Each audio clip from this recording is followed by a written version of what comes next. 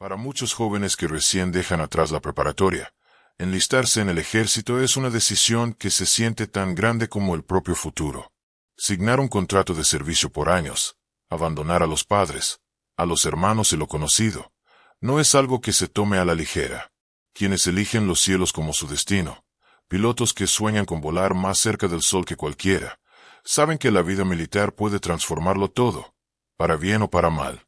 Pero ni el soldado más preparado puede anticipar en qué se convertirá su historia una vez cruza la primera puerta del cuartel. Las familias, mientras tanto, siempre guardan los mismos temores. ¿Qué pasará si su hijo cae enfermo? ¿Si un accidente ocurre lejos del frente? Porque la verdad dolorosa es que muchas muertes en el servicio militar no provienen del combate, sino de fallos mecánicos, errores humanos, enfermedades silenciosas. Y aún así, miles de jóvenes responden al llamado de servir, con la esperanza de que valdrá la pena. Lo mínimo que una familia espera, cuando algo sale mal, es transparencia. La verdad. Una explicación.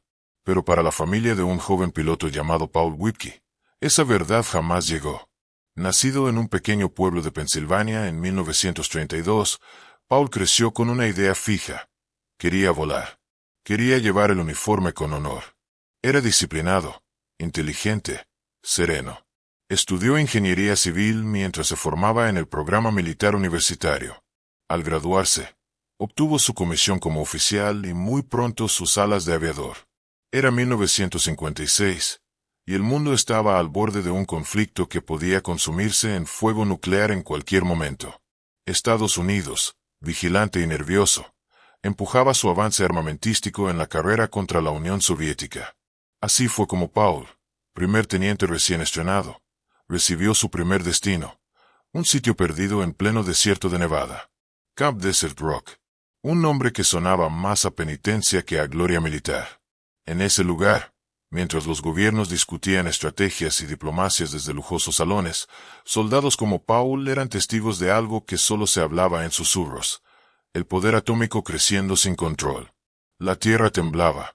El cielo cambiaba de color, y desde su pequeño avión de hélice, Paul debía volar cerca de esas explosiones, observar su comportamiento, enviar reportes detallados. Era la Operación Plumbo, una serie extensa de pruebas nucleares al aire libre que prometían proteger al país, a costo de los cuerpos de quienes las presenciaban. Se decía que los soldados observadores se mantenían a una distancia segura. Se repetía como un mantra. Pero la realidad era otra. Muchos desconocían por completo la radiación que se arrojaba sobre ellos como una lluvia invisible. Lo único que tenían que hacer era quedarse quietos, obedecer órdenes y confiar, sin saber en qué. Paul participó en al menos 5 detonaciones desde el aire, y desde la primera, algo oscuro comenzó a sembrarse dentro de él, como una semilla tóxica. Los síntomas llegaron rápido. Primero lunares negros sobre su piel. Luego quemaduras, como si el sol lo hubiera castigado más de lo normal. Ampollas en las manos que dolían incluso al respirar. Su estómago se retorcía sin descanso, robándole el apetito. La peor señal, sus dientes comenzaron a aflojarse y caer, como si el tiempo acelerara solo en su cuerpo. Los médicos militares, incapaces de revertir el daño, terminaron por extraerle el resto y darle dentaduras postizas. En pocos meses, su salud se desplomó como una aeronave sin motor. Pero no fue solo su cuerpo el que se quebró. Lo que se comió la radiación también fue su paz mental.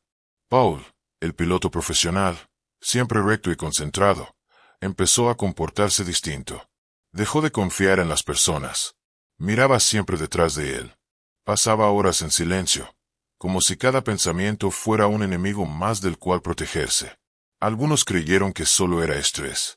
Otros sospecharon que había más en juego, algo que él sabía y que no podía decir.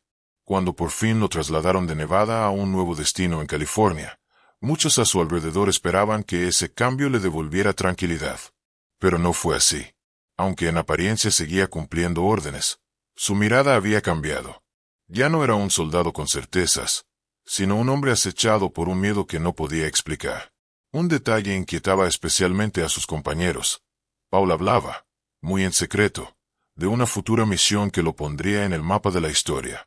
Decía que estaba al borde de algo grande, algo que le daría reconocimiento, o lo consumiría. Cada vez que se le pedía más detalles, cerraba la boca y cambiaba de tema, como si alguien estuviera siempre escuchando. La noche del 10 de julio de 1958, Paul dijo que saldría un rato a tomar algo. Un descanso, decían todos. Lo necesitaba. Desapareció en su auto. Un Chevy del 56. Nadie imaginó que sería la última vez que lo verían. 2 días después, su hermano Carl llamó a la base militar para hablar con él. Querían ponerse al día, como antes. Pero la respuesta le heló la sangre. Le informaron que Paul había sido declarado ausente sin permiso, y que sus pertenencias ya se estaban empacando para enviarse a la familia. Era un procedimiento reservado para soldados que no regresarían jamás. ¿Por qué tanta prisa? ¿Por qué esa certeza? Carl insistió por más detalles, pero lo que recibió fue evasivas. Excusas, silencios incómodos, y algo imposible de ignorar. Si Paul estaba simplemente ausente, ¿por qué no lo buscaban? Meses más tarde, un guardabosques encontró el carro abandonado de Paul en pleno desierto de la muerte, a más de 600 kilómetros de la base, en un lugar donde no había caminos ni razón alguna para ir por cuenta propia. Las llaves puestas, sus placas militares allí mismo, pero ni rastro de él, ni una huella, ni sangre, nada. ¿Un piloto experto se interna caminando en un infierno de arena bajo 50 grados? ¿Por voluntad propia? La explicación oficial fue simple. Tuvo un colapso mental y se suicidó caminando hasta la muerte. Caso cerrado. Pero para quien conocía a Paul, eso era una burla. Carl no solo se negó a creerlo, comenzó a investigar. Entre los documentos que recibió en la caja con las pertenencias de su hermano, encontró algo clave. Registros médicos y de vuelo que demostraban que su deterioro no era accidental, sino producto de la exposición nuclear directa durante la Operación Plumwolf. Con cada papel que leía, crecía una sospecha. Paul sabía algo que no debía saberse. Algo que no podía permitirse que saliera a la luz. Y no era el único preocupado por eso. El comandante de Paul, el teniente coronel Lewis, también desconfiaba del reporte oficial. Recordó con claridad a esos misteriosos hombres vestidos de traje que aparecieron en la base sin identificación militar, que buscaban hablar con Paul a puerta cerrada, que lograban que él se pusiera pálido y tembloroso. Hombres que no respondían a nadie, más que a las sombras. Lewis hizo preguntas, y pronto recibió un mensaje contundente. Deje el asunto, coronel. Por su propio bien. La desaparición ya tenía una narrativa perfecta para los archivos. Soldado perturbado. Fuga. Muerte probable. Nadie investigaría más. Nadie revolvería el pasado. Y así, la historia podía enterrarse junto con el protagonista. Pero la familia Whipkey no dejaría descansar esa tumba vacía. Porque una pregunta gritaba más fuerte que todas las otras. ¿Qué vio Paul? ¿Qué descubrió? ¿Qué secreto llevaba con él? ¿Qué valía más que su propia vida? El atardecer caía sobre Fort Ord con una luz anaranjada que hacía ver todo como una postal militar perfecta. Pero dentro de la base, la tensión ya se había aferrado a cada rincón. La desaparición del joven teniente empezaba a volverse un murmullo incómodo entre pasillos. Los oficiales fingían normalidad, pero todos sabían que había algo profundamente extraño en cómo se estaba manejando la situación. El teniente coronel Charles Lewis no podía dejar de pensar en Paul. Había trabajado hombro a hombro con él durante el programa de pruebas en Nevada, y a pesar del carácter reservado que el piloto había adoptado en los últimos meses, Lewis nunca había dudado de su disciplina. Era uno de esos militares de vocación, de los que no huyen, a menos que algo los esté persiguiendo. Esa idea lo mantenía despierto por las noches. Cada intento del coronel por iniciar una investigación formal chocaba contra muros invisibles. Órdenes superiores, le decían. Pero nadie especificaba quién estaba por encima. Era como si la misma sombra que había devorado la cordura del joven aviador ahora se esforzara por devorar su memoria. En las semanas previas a su desaparición, Paul comenzó a expresar un miedo silencioso. Caminaba como si el mundo entero fuera un campo minado. Nadie sabía exactamente qué había presenciado, pero todos sabían que algo lo había quebrado. Una tarde, Lewis lo encontró en un rincón del hangar, sentado en el suelo, respirando agitado. Paul sujetaba una pequeña libreta entre manos temblorosas. Cuando Lewis se acercó, El teniente se levantó de golpe y escondió el cuaderno tras su espalda. —¿Todo bien, teniente? —preguntó Louis. Paul tragó saliva, intentando recomponer su rostro. —Sí, señor —mintió, aunque los ojos le brillaban con una alarma imposible de ocultar. Louis decidió no presionarlo. Después de todo, el alto mando había dejado claro que ciertas cosas no debían preguntarse. Pero esa noche, sin quererlo, quedó grabada en su memoria como una antesala del desastre. Poco después de declarar oficialmente a Paul como desertor, apareció algo que pondría aún más en duda la versión oficial. Un guardabosques encontró un automóvil color arena, estacionado de forma ordenada en medio de un rincón remoto del Valle de la Muerte. El sol había castigado su pintura hasta convertirla en grietas. La arena se había metido en cada rendija. Pero lo más inquietante fue lo que hallaron adentro. Las llaves aún estaban en el switch. Una placa con su nombre colgaba del retrovisor. Y un maletín descansaba sobre el asiento trasero. Pero no había rastro del piloto. El guardabosques informó lo ocurrido a las autoridades civiles, quienes notificaron a los militares. Y ahí fue cuando todo empezó a oler mal. Porque en lugar de desplegar brigadas de búsqueda, canes o helicópteros, el ejército hizo exactamente lo contrario. Anunciaron rápidamente que Paul probablemente había muerto caminando en el calor del desierto. Así, sin investigar, al recibir la noticia, Carl, el hermano mayor del desaparecido, sintió como su corazón se rompía en dos. Pero no se permitió caer en la tristeza. Algo dentro de él gritaba que no confiara en esa explicación. Su hermano, el mismo muchacho que había vencido 1000 adversidades para convertirse en piloto militar, ¿iba a abandonar su vida de esa manera? Imposible. Además, había detalles terribles. Una vez que las pertenencias de Paul llegaron a casa de la familia, Carl comenzó a revisar cada papel, cada carta, cada señal que pudiera dar una pista. Y ahí, entre documentos oficiales, encontró un expediente sobre los vuelos radiactivos durante las pruebas nucleares. No era un documento cualquiera. Era uno que alguien había tratado de ocultar. En él se describían misiones donde Paul y otros pilotos se acercaban más de lo permitido a las nubes de radiación. Misiones que jamás se habrían permitido de haber existido protocolos adecuados. Al leerlo, Carl sintió escalofríos. Paul había sido dañado deliberadamente.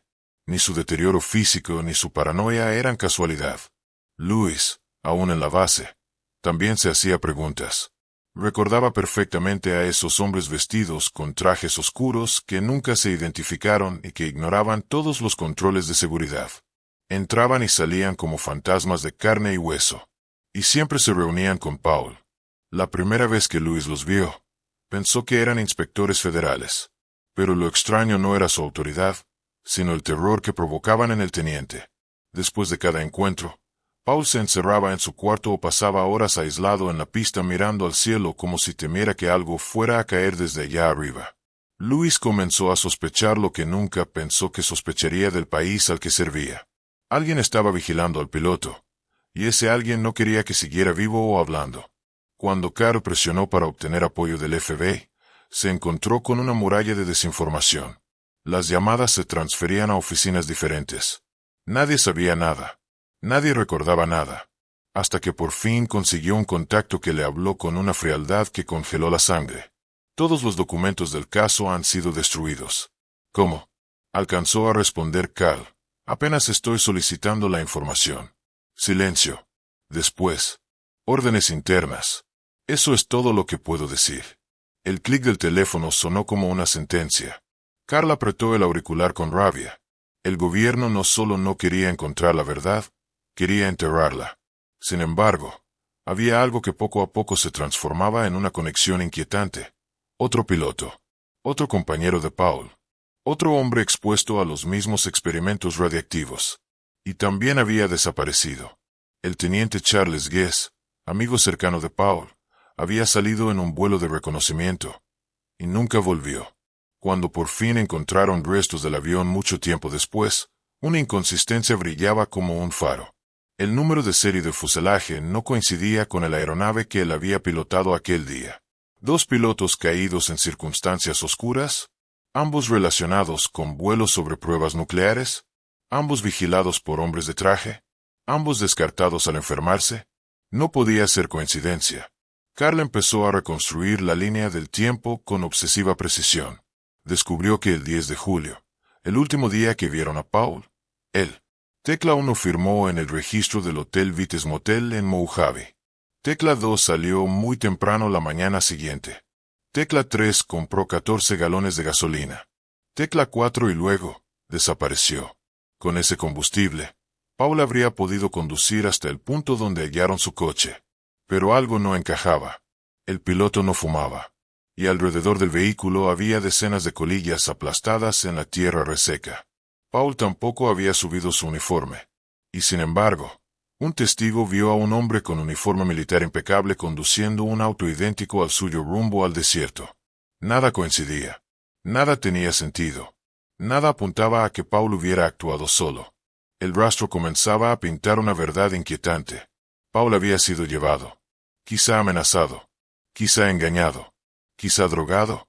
O peor. Y ahora se abrían dos caminos delante de quienes investigaban.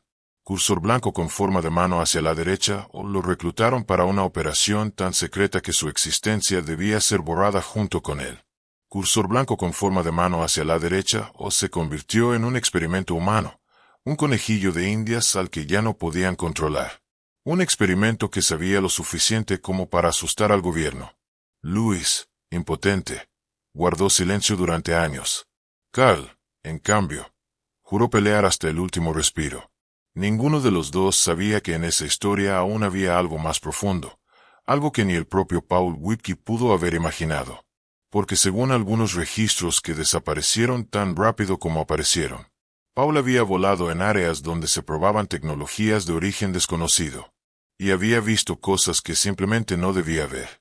Cosas que podían destruir carreras. Cosas que podían destruir gobiernos. Cosas que, al ser reveladas, podrían destapar el secreto mejor guardado del desierto. Lo que ni Carl ni Louis sabían aún era que la clave final del misterio todavía yacía bajo el sol abrasador del Valle de la Muerte, esperando ser encontrada, y que el silencio del ejército no era protección, era advertencia. El amanecer llegó con un silencio que parecía exigir respeto, como si la misma tierra de Okinawa recordara cada gota de sangre que había absorbido en tiempos de guerra. La humedad del aire hacía que cada respiración se sintiera pesada, mientras Amelia y los demás soldados preparaban su equipo para explorar la antigua base abandonada. Sus ojos cargaban con el peso de lo vivido la noche anterior. Nadie lo decía en voz alta, pero todos estaban conscientes. Algo oscuro los estaba observando desde ese túnel que se retorcía bajo la montaña. Mientras avanzaban, sus pasos resonaban como ecos de un pasado que se negaba a morir. Las paredes, cubiertas de musgo y hollín, tenían más marcas. Ahora no solo eran rasguños, sino símbolos, figuras humanas deformadas y rostros sin ojos, como si alguien hubiese tratado de capturar una fuerza imposible de comprender. Amelia tocó uno de esos rostros tallados con los dedos temblorosos. Estaba frío como mármol muerto. En cuanto lo rozó, una sensación punzante le atravesó la cabeza. Imágenes rápidas de soldados gritando, explosiones, niños corriendo sin destino, y la niña con vestido blanco, observando desde la oscuridad, sin parpadear. No lo vean a los ojos, susurró Casuo, el último civil vivo del pueblo que aceptó acompañarlos como guía. Su voz era un hilo fino que se quebraba a cada palabra. Si la reconocen, ella los reclamará. El grupo siguió avanzando, pero el ambiente se volvió más pesado, como si el túnel se alargara interminablemente. De repente, un soldado comenzó a respirar con fuerza, a temblar, y cayó de rodillas, luchando por quitarse el casco. Amelia corrió hacia él, pero ya era tarde. Sus ojos se voltearon en blanco y una voz infantil salió de su garganta, una risa que no pertenecía a un ser humano. El cuerpo del soldado se convulsionó una última vez antes de quedar rígido, inmóvil, vacío. Una puerta metálica oxidada apareció al final del pasillo, marcada con el símbolo militar del viejo imperio japonés. Kazuo retrocedió aterrado. Ahí fue donde los encerraron, dijo con un llanto contenido. A los que nunca regresaron. Amelia, con el corazón latiendo como si quisiera escapar de su pecho, empujó la puerta. Crujió como un grito ahogado. Dentro, la cámara era amplia y oscura. excepto por un altar de piedra en el centro, iluminado por una tenue luz que nadie podía identificar de dónde provenía. Junto al altar, un viejo proyector encendió solo, mostrando sombras de niños jugando y muriendo. Una tras otra, escenas de tortura, sacrificios, experimentos. La realidad y el horror se fusionaban en una sinfonía demencial. La niña apareció a pocos metros, con su vestido empapado de sangre fresca que goteaba al suelo. Sus ojos negros eran pozos sin fondo. Amelia levantó su arma, pero la niña avanzó sin miedo, cada paso acompañado de un susurro que parecía provenir de todas direcciones. Ustedes nos dejaron, ustedes nos olvidaron. Las luces se apagaron de golpe. Gritos, disparos al aire, sombras moviéndose rápido como serpientes. Amelia sintió manos pequeñas tocando sus piernas. Trató de correr, pero el pánico la paralizó. La niña le tomó el rostro y Amelia vio la verdad. Los fantasmas que habitaban ese lugar no buscaban asustar, buscaban justicia por un crimen que había quedado enterrado en el silencio de la historia. Con su último esfuerzo de valentía, Amelia activó la carga explosiva que llevaba en el chaleco. Si podían destruir ese túnel, tal vez los espíritus encontrarían descanso. Tal vez. Una luz cegadora lo consumió todo. El suelo tembló. Las paredes cayeron como gigantes dormidos que al fin cedían. El grito de la niña se expandió por el aire y desapareció. Días después, el informe del ejército fue tan frío como la piedra. La sargento Amelia y su escuadrón murieron en un derrumbe accidental. La base quedó sellada permanentemente. Nada más. Ni una palabra de los que quedaron atrapados entre la vida y la muerte. Pero en las noches, cuando el viento sopla desde la costa de Okinawa, los lugareños aseguran escuchar risas infantiles emergiendo desde las ruinas bajo tierra, y pasos pequeños que siguen buscando algo, o a alguien. Porque algunas guerras nunca terminan, y algunos fantasmas nunca se olvidan.